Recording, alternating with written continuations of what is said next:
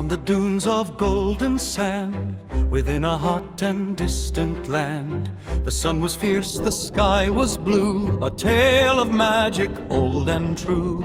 The city walls were tall and white, assuming colors in the light.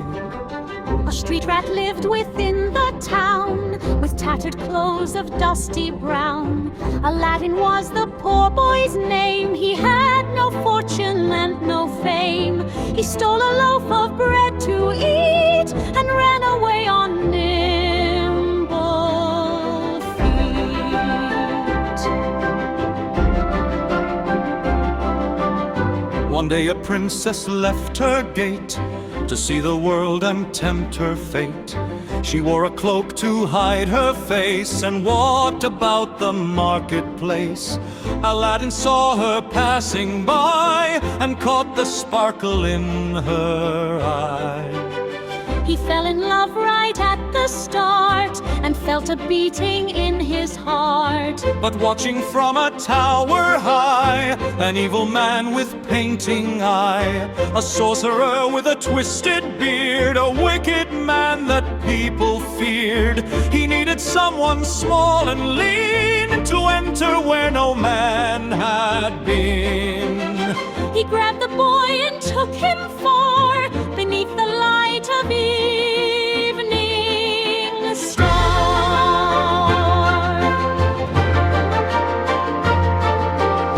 They stood before a tiger's head, made out of sand and glowing red. Go in the cave, the wizard cried, and bring the lamp that lays inside. Touch nothing else or you will fall, and never leave this cave at all.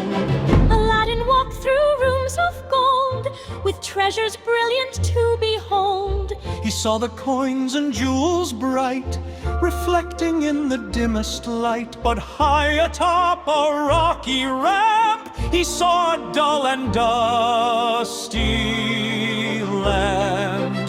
He grabbed it quick and turned around to leave the dark and underground.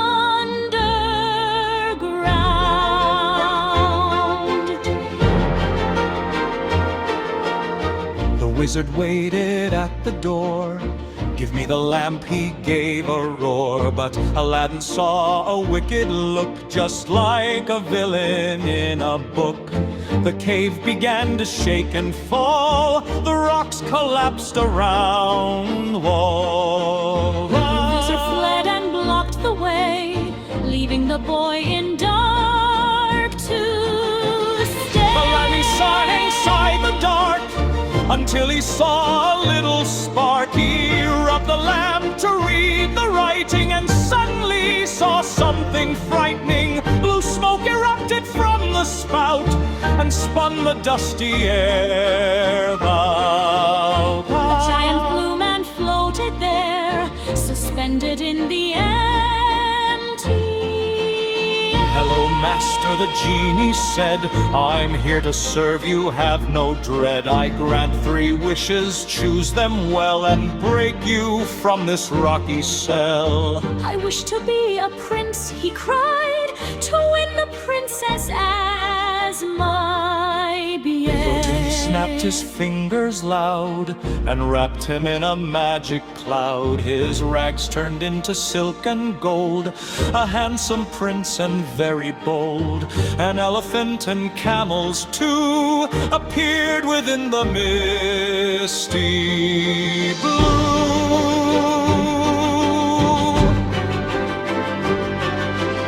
He marched into the palace gate to change his lonely poor estate. The Sultan welcomed him inside with arms open very wide. But Jasmine looked with doubt and fear. Who is this prince who enters? He asked her for a midnight ride with nothing left for him to hide. A magic carpet came to float just like a flying woven boat. They soared above the city lights and saw the wondrous radiant lights. She held his hand and knew the truth. within the heart of this fine youth.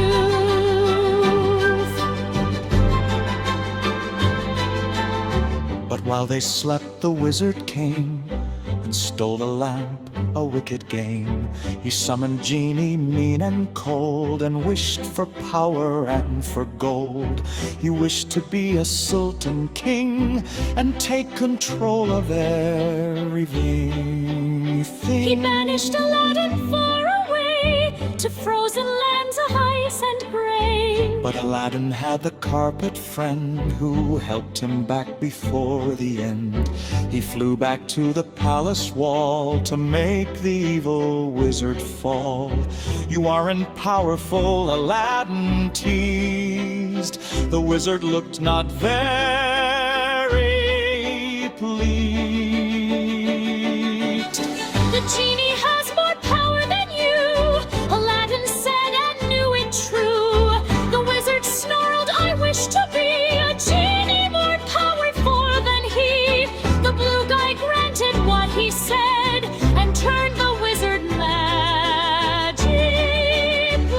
Genies live inside a lamp, a tiny space and very cramped.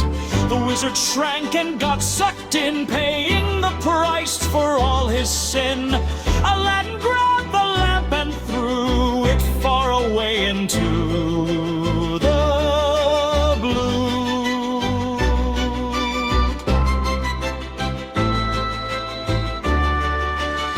The final wish Aladdin made was not for money or for trade.